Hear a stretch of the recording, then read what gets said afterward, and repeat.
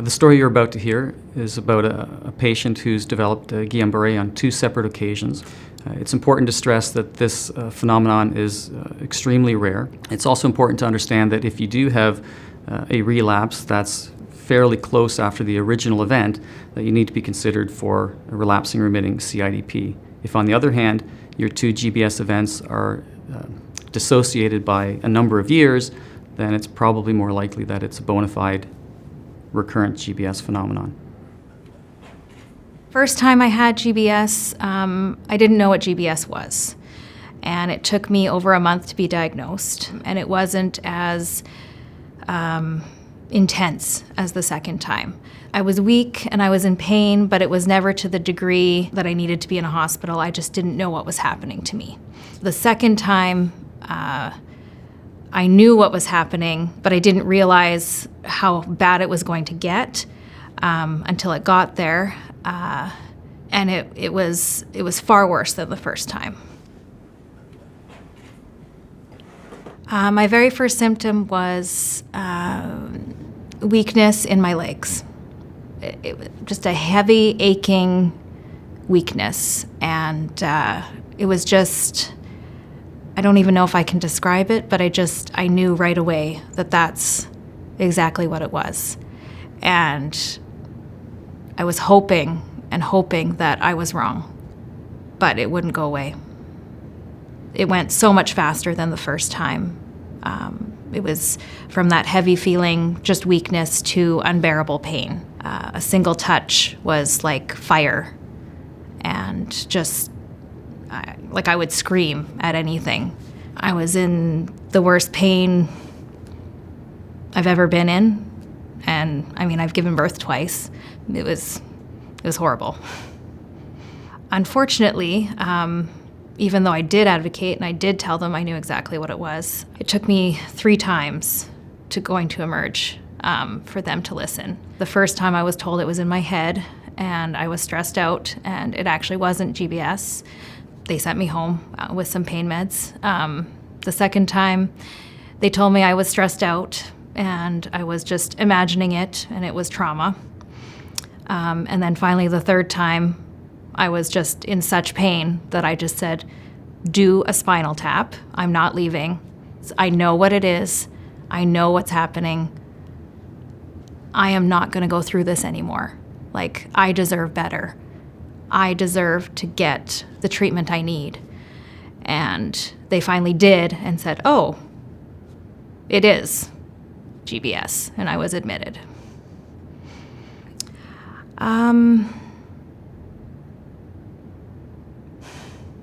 It was really hard. I missed my kids a lot. My husband wouldn't leave my side. He was amazing. And the one time that my kids came to see me before I went into ICU, I was hooked up. I had a feeding tube and just needles everywhere, IVs and stuff, and he was scared to come near me, and it hurt. And then when I went into ICU, I just told my husband, don't let them come. I didn't want them to see me like that. In case anything did happen, I didn't want them to remember me like that. And so they didn't come, so I didn't see them for close to a month, when I was used to seeing them every day, all the time.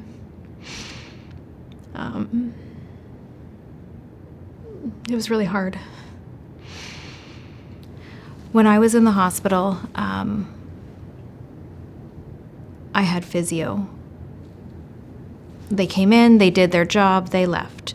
And then you were left for the rest of the day to just kind of lay there. And no one else came in, no one else really did anything other than the nurses to do what they needed to do. As a family, we were lacking supports, and we would have benefited from a lot of support in any area. My husband was lost as to what to do.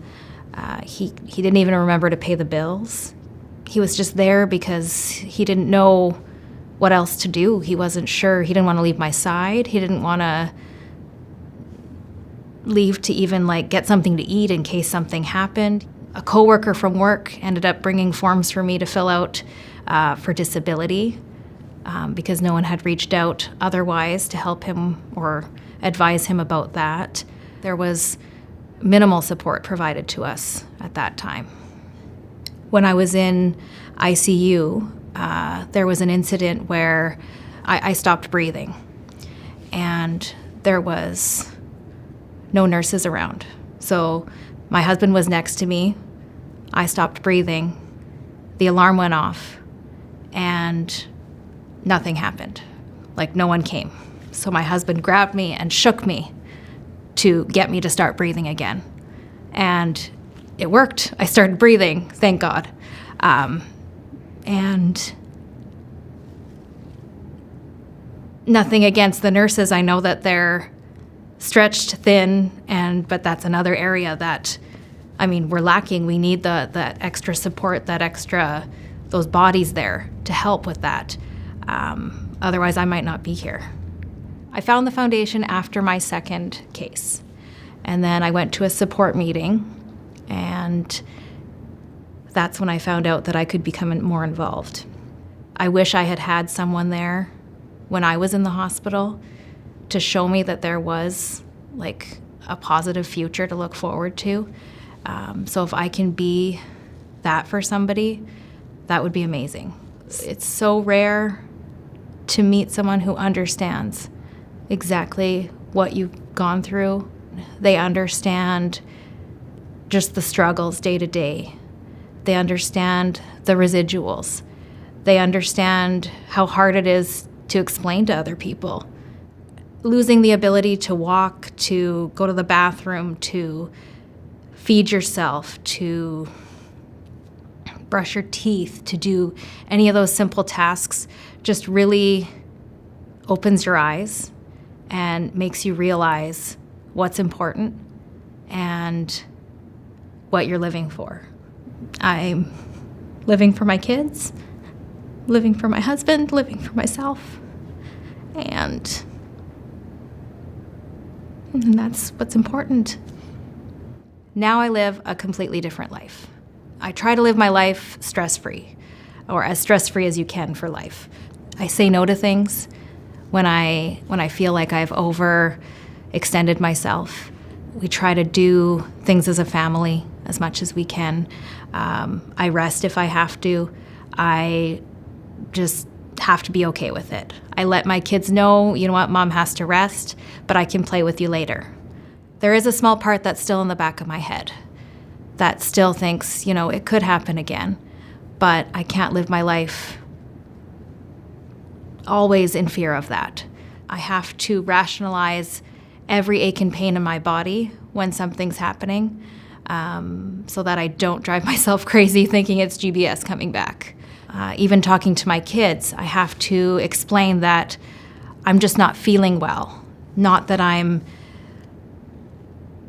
sick like I was, because even they want to know if I'm going to be sick like I was back then. So I have to really retrain my brain so that I'm not focused on just that and that I'm not always thinking about that.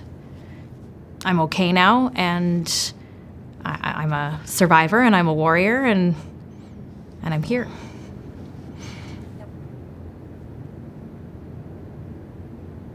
Be aware, we are rare, please share.